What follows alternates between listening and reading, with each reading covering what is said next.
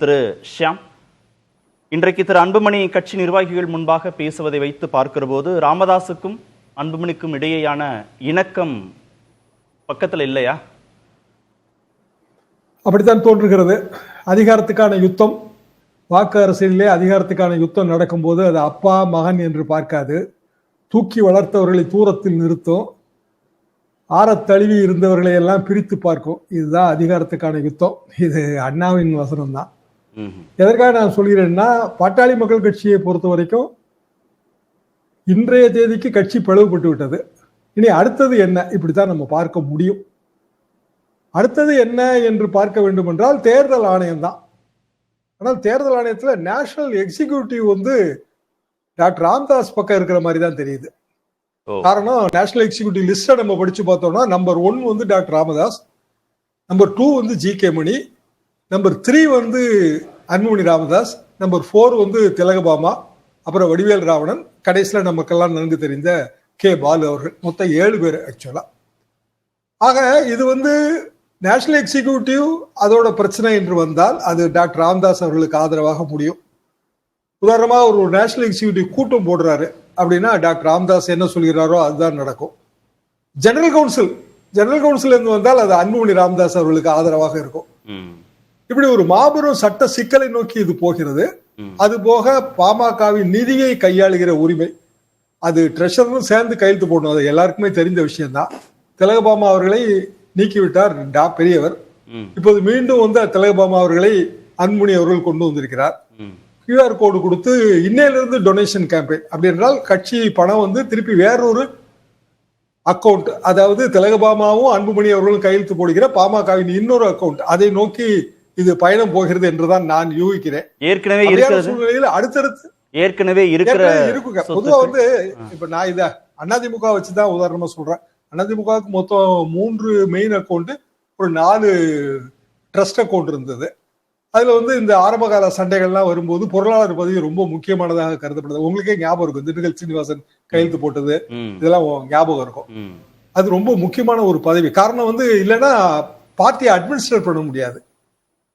செக்ல கையெழுத்து போடணுங்கிற அந்த கம்பல்ஷன் வரும். பேங்குக்கு டாக்டர் லெட்டர் கொடுப்பாரு, நேஷனல் எக்ஸிக்யூட்டிவ் கையெழுத்தை போட்டு லெட்டர் கொடுப்பாரு. ஏன்னா ஒரிஜினல் அக்கௌண்ட் ஆரம்பிக்கும் போது பேங்க்ல எப்படி அந்த அப்ளிகேஷன் ஃபில்அப் பண்ணிருக்காங்கன்னு நமக்கு தெரியாது. ஆனா இதெல்லாம் தொடர்ந்து நடந்த விஷயங்கள் தான். நான் இந்த 45 வருஷத்துல முக்கியமான 3 பிளவுகளை பார்த்திருக்கிறேன். அதாவது அதிமுக பிளவை தாண்டி முதல்ல நமது கழகம் பிளவு, S.C. சோமசுந்தரம் அதிமுக இருந்து பிரிஞ்சது, ஜெயலலிதாவுக்கு முன்னாடி.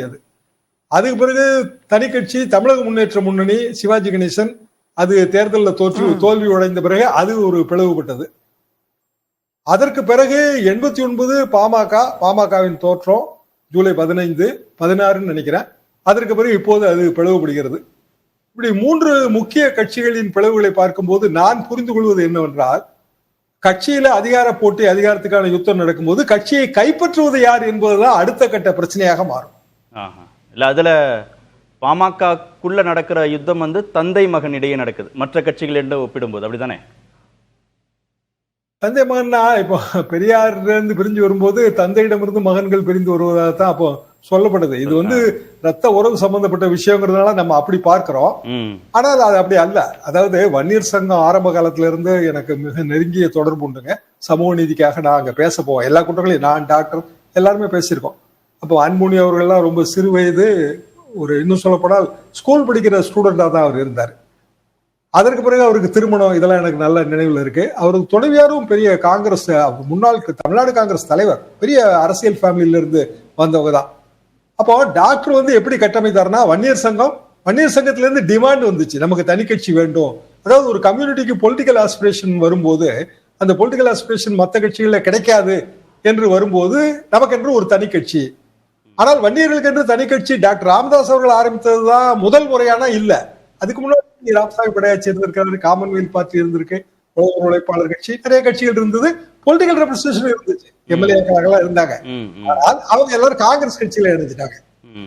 எனவே வன்னியர்களுக்கு தனி கட்சி. இன்னும் சொல்ல போனாங்க, டாக்டர் ராமதாஸ் அவர்களே இந்த மூத்த வன்னியர் தலைவர்களை எல்லாம் ஒரு சேரிட் வண்டியில அவங்க எல்லாம் உட்காரும் போது டாக்டர் ராமதாஸ் அவர்கள் பக்கத்துல நடந்து வர்ற புகைப்படங்கள்லாம் இருக்கு.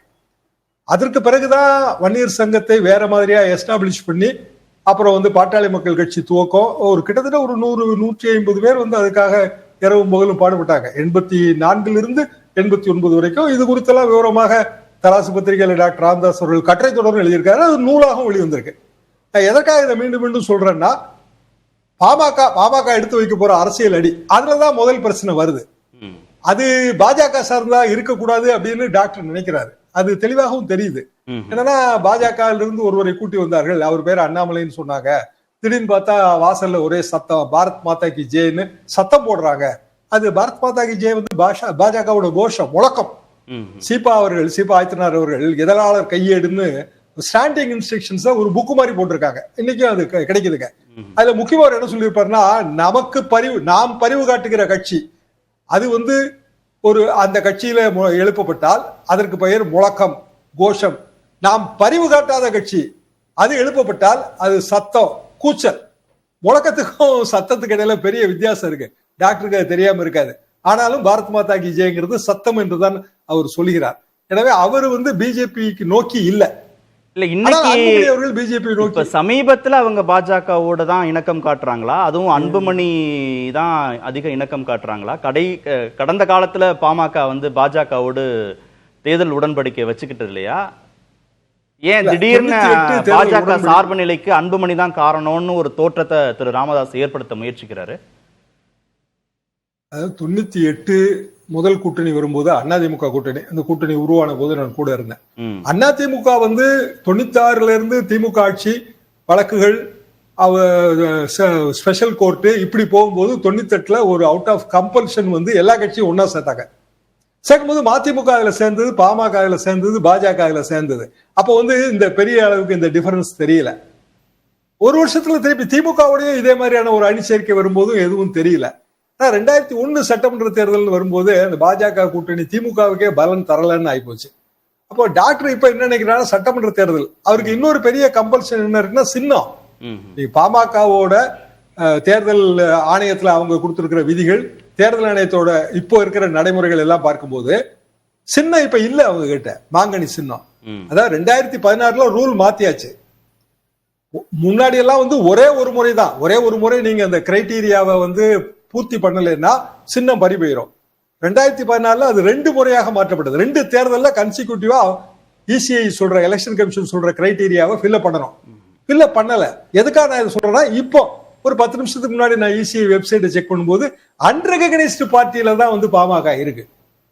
அது ரெகனைஸ்ட் பார்ட்டி லிஸ்ட்ல இருந்து தூக்கிட்டாங்க.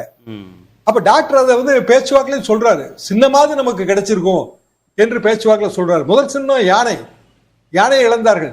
98ல இருந்து மாங்கனி வந்து தடுமாற்றத்திலே போயிட்டு இருந்தது. இப்ப மாங்கனியை இழந்துருவோம், இந்த மாதிரியான பாஜக உடன்பாடு இதுல நமக்கு ஈல்டு ஆகாது, நமக்கு அந்த தேவையான கிரைட்டீரியா கிடைக்காது என்று டாக்டர் நினைக்கிறார்.